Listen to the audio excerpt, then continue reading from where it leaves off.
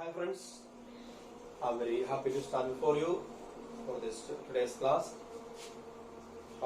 Today we are going to discuss geography section class 10. Okay. And I mentioned on the word class 10 part 3. Lesson 1, resources and development part 3 from the geography section. Okay. Last two parts we discussed from the beginning of this lesson, and today we are going to deal with mainly two topics: resource planning in India and conservation of resources. These two topics mainly we are going to deal with today, and rest of the topic which is already remained, that will be complete by coming episodes. So I hope that you all understood last two portions. Now just turn your attention towards the page number 4 and 5. Today we are going to learn about the resources planning in India. Okay, listen. And what are the different type of resources, and what are different categories of resources that we understood. So now we have to understand that resource planning, that is every nation they need to have their own plan and how we have to use the resources. And in the previous class I already informed you that if you don't have any plan, and automatically we simply use the resources that may be over, there are some not renewable resources are there that may be over, so the coming generation they will struggle, because without resources we are unable to live. We are unable to survive without resources, that we already understand from the previous periods. So that's very essential for the human survival. So resources are needed. So now we are going to deal with this particular topic, the resources planning in India. And let me maybe teach something about this topic. And here, resource planning is a complex process and which involves so many different things. And you know that to plan the use of the resources, that's a complex issues. How we are able to do all those things? How we are understand about the resources and where it is, how it is, what is the quantity for this. These are the information we must need, then only we are able to plan it. So, here mentioned that there will be different complex processes are there for the resource planning. So, resource planning is a complex process which involves mainly, let me say, three things for your information. And first one is called the identification and inventory of resources across the region of the country. You know that we understand that it's a complex process, and the first point we have to understand that the identification and the inventory of resources across the region of the country. And I already informed you that maybe in India we have the relief features are different, and also the topography of India is also different. That proportionally, every region, every state, we are not going to get the resources. There are some areas, others there are some states, some resources are available, some other resources are available in other states. So maybe that resources are scattered here and there all over the India. So identification, we have to identify where, for example, coal, one of the resources. The coal is available in Jharkhand, there are some parts of Orissa, like that really. And you know that maybe the gold and the silver, the iron, maybe when we are going to Maharashtra and Chhattisgarh, these are the area, others the Western Ghats, we are able to get so many different maybe types of maybe irons from there. So even Kerala, even Tamil Nadu, some other states, we are unable to get this iron. The same way, we have to identify where the resources are available. We have to identify, and we have to make the inventory. Okay, inventory about the where we invented about that. You have to make an inventory about the resources. That also important first. And a identification of an inventory of resources across the region of the country. It involves surveying, mapping, and qualitative and quantitative estimations. Okay, you know that for this we have to understand that three things mainly needed. Surveying. What do you mean by surveying? Survey, you understand that. That's needed. And mapping. And third one is called estimation.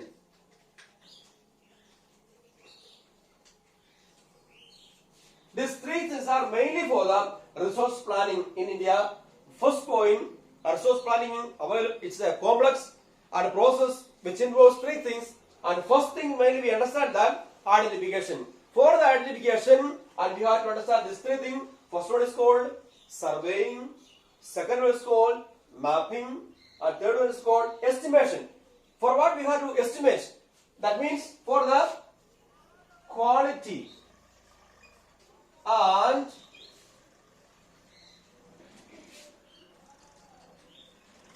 okay. What we have to do with the estimation?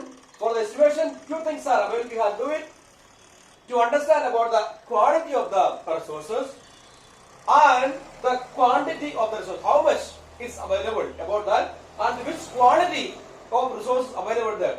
These two things are we have to do with the estimations. Okay. So for the resource planning, it's a complex process. And the first thing I already explained, identification and the inventory making. For that, we have surveying, we must have the mapping, and finally estimation. And for the estimation, what are things are needed? There is a quantity of the resources and the quantity of the resources. We have estimated. These things are needed and for the resource planning of India. And point number two, making the resource a planning structure endowed with the appropriate technology. You know that the second point from there, we can understand the planning structure we need, and that is endowed with the appropriate technology. You know that without technology we are unable to extract it. For the extract of any resources, we need the technology. Okay, the human being, and maybe we are going and approach some, maybe extracting the resources by the technology only. So technologies are available. Technologies are needed for extract the resources from the earth crust. So the first point is identification and making the inventory, and second point is a planning a structure endowed with the appropriate technology. So for the appropriate technology, we need the skill.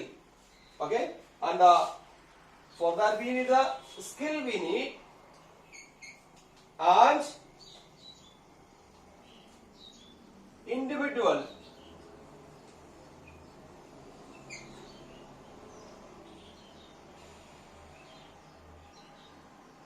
setup for resources. Okay. For the first one, we understand these things are needed.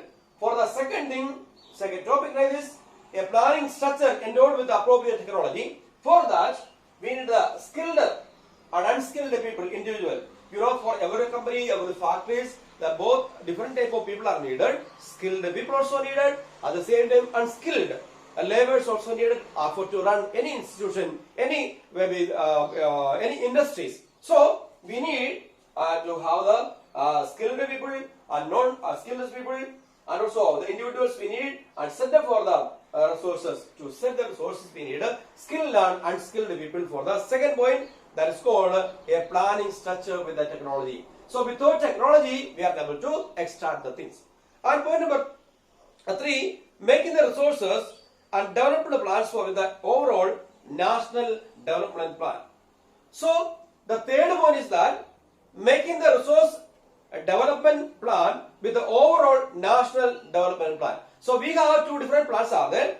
So first plan, how to extract the resources. Second one, we have the history of the national development plan. You know that every nation they have their own plan for the extracting the resources. That plan is there. So newly we are going to do. So we have to make the plan for that. So we have to match these two plans each other. That's the third point. You know that these are the mainly 3 points I explained for the resource planning, a complex process which involves these are the following 3 things I mentioned. And when commonly we are saying something about that, India has made and concerted efforts of achieving the goals of resource planning right from the first 5-year plan. You know, India's when we after the independence of India, maybe the leaders of India and they sat together and decided about the resource planning. Then they started the first 5-year plan.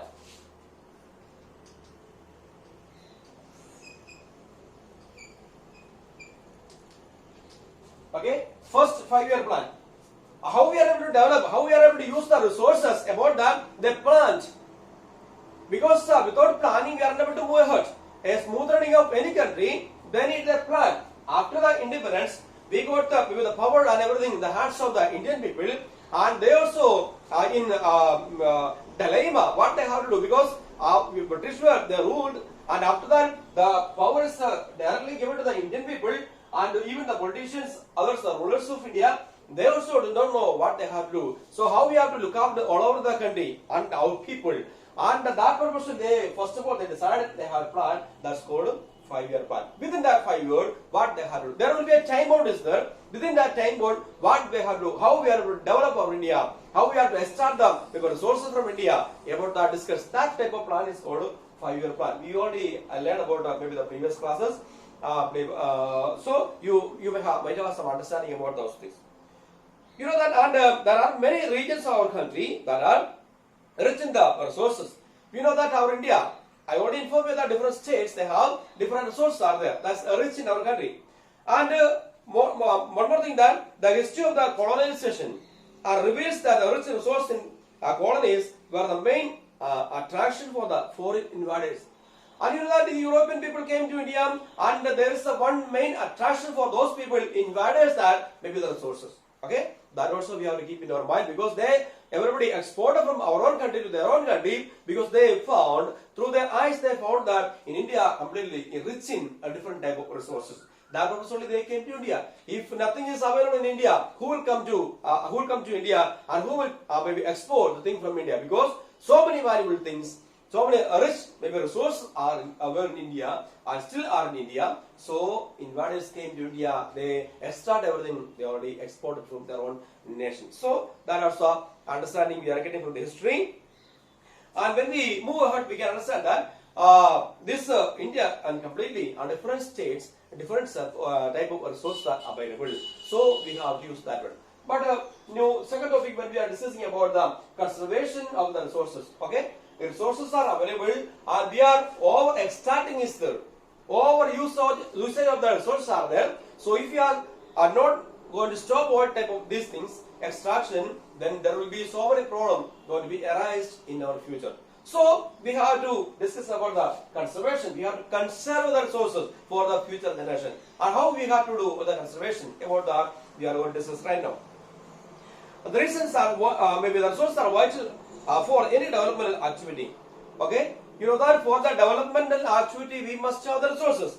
And also irrational consumption and overutilization of the resources may lead to the serious economical problems. You keep in your mind that resources are needed for our own development. At the same time, irrational consumption, we are using more consumption, and also overutilization. People are using the resources, that may lead to so many problems. And economical problems, also socio-economical, otherwise the environmental problem may arise in the coming future. So we have to face it. That purpose only we have to reserve, we have to conserve our resources. That's very important. You have to conserve our resources. So there are a few steps let me say from this topic. And to overcome this problem, what we have to do? And only one thing we have to reserve it. Okay? To overcome the problem, we have to do the one thing, that we have to reserve the resources for the future generations. And the conservation, resource conservation at various levels is important. You know that Gandhi also always bothered about all those things. He also having so many tension about the uses of the resources, and he said one of the main topic, he said that, and Gandhi said that for the conservation,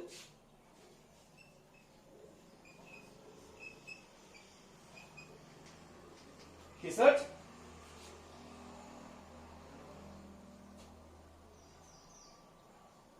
there is enough for everybody need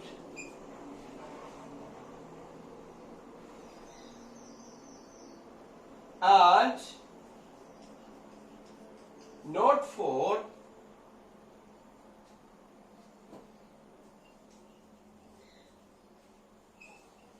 anybody's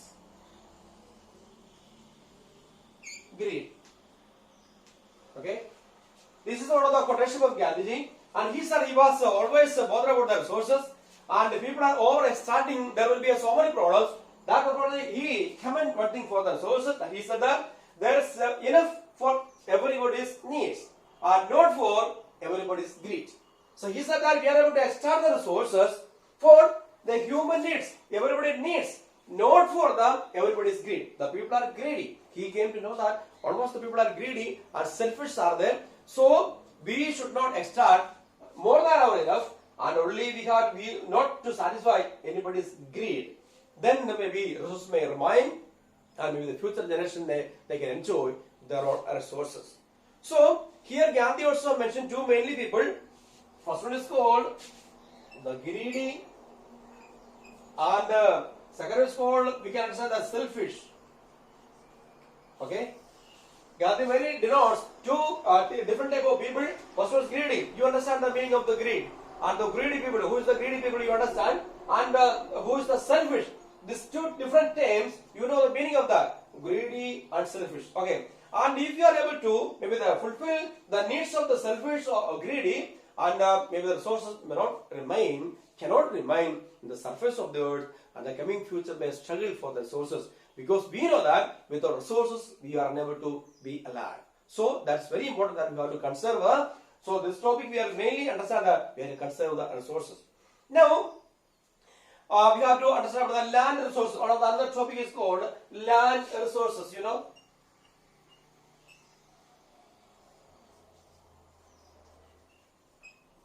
Okay, land resources.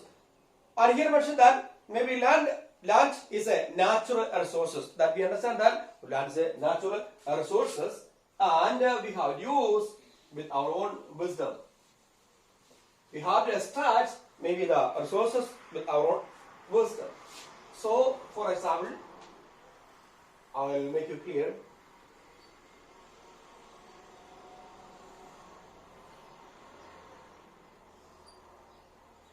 Listen to me.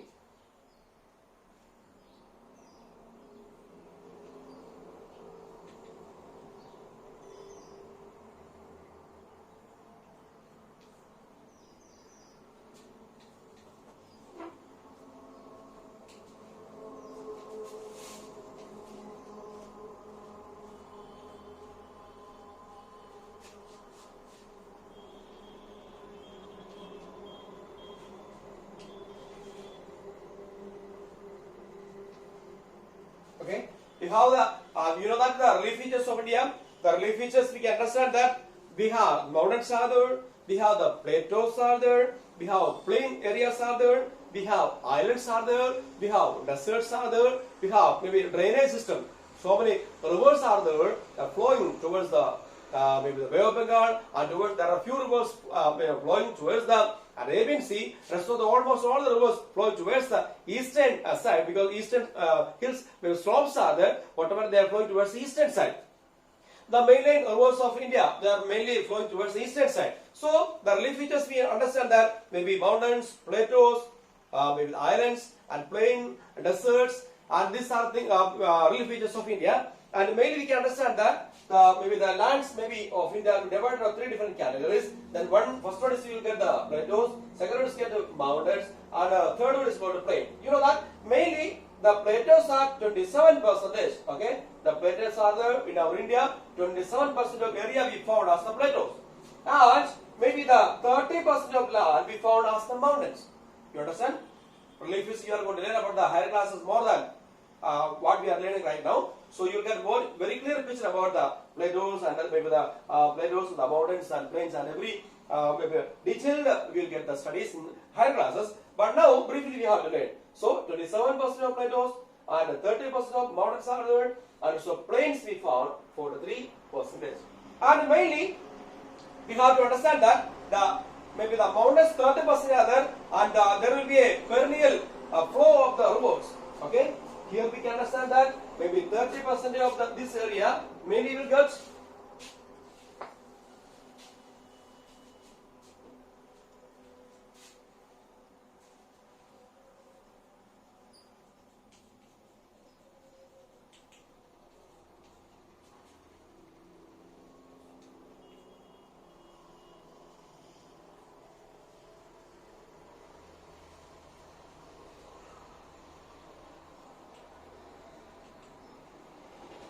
okay. 30% of the mountains you are getting maybe the perennial rivers. Perennial rivers means even the summer and winter and both time and every climate maybe a river is flowing with the water, with the help of the water. Because you know that some other area, you know that even the rainy season only maybe river water flows we are able to see. But when we think about the Himalayan and mountains are there from there, even summer also rain is not there, but because of the summer the glaciers are there flowing. Okay, they melted by the sunrise. And after that, sun heat, and after that flowing from the mountain, the top of the mountain towards the down, the foothills of the mountains, that type of water coming, and automatically that's the perennial, because maybe rainy season and the summer season, both season, maybe these are rivers completely filled with the water and flowing towards the Bay of Bengal and also Arabian Sea. This type of maybe rivers are called perennial rivers. Okay, so the mountain from the perennial rivers are there, and from the plains, mainly 43% are there, and we can understand that maybe this land we are using for agriculture, mainly agriculture and industry. Okay, maybe the plains are there, 43% are there. We are using that land for the agriculture and industry. Our third one, plateaus. Plateaus are 27%, and we are using, it possesses rich minerals. Okay, maybe the plateaus, maybe 27% of lands covered, and this is possessed by rich minerals, and we are starting maybe these resources from these plateau regions. And which are the areas we found the plateaus, that we can learn about that. Now we used the land such a way, 27% of the plateaus, and the plains are 43%, and mountains are 30%. Okay, and altogether we can say that's 100. Okay, this is the large resources from India. So I hope that you understand what are the things I explained today from these two different topics, and I would like to conclude wind up my classes for today. In where we discussed about the main topics: resources planning in India, and the conservation of the resources, and land resources. These are three topics we covered it. And you read again and again from the textbook if you have any doubts, and go to the dictionary to find out the meaning. And the next class we are going to learn the next remaining topic, and you will get the clear picture about this lesson. So you read, and now your time is to understand, read and understand. And I am going to discuss next topic by next class only. Till then, bye. God bless you all.